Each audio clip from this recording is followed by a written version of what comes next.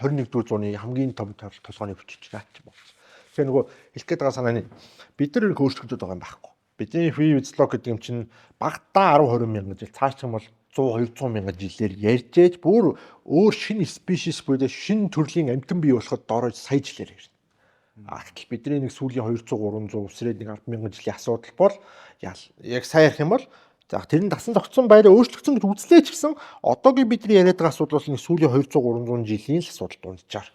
Монголчуудын хувьд бол 100 жилийн л асуудал. Тэр энэ 100 жилийн дотор 200 жилийн дотор шинэ хүн бий болоогүй. Бие организм яаж ижилдэггүй, ямар хоол хүнс юугаар шинжиж авдаггүй те яавал амьдэрдэг үхдэг бүх юм хэвээр байгаа.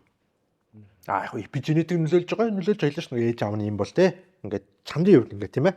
Хорт богиноос гэж байгаа бол суурин бүгд адилхан. Бидний биеийн бүт цэвэр байгаа 200-д нь ястаа байсан уу яасан, даавар нь байсан уу байсан те. Одоогийн үзэж байгаа юм 100-200 жилийн яг адилхан байсан. Бааста за болим 0.1% өөрчлөлтөж магадгүй тэр хангалттай биш. Тэгэхээр хангалттай өөрчлөлт хэмжээний хугацаа өнгөрөөгүй байгаа. Тэгэхээр хэлэх гээд байгаа санаа орчны, хүмүүжлийн тийм ээ ер нь бол гадны нөлөө.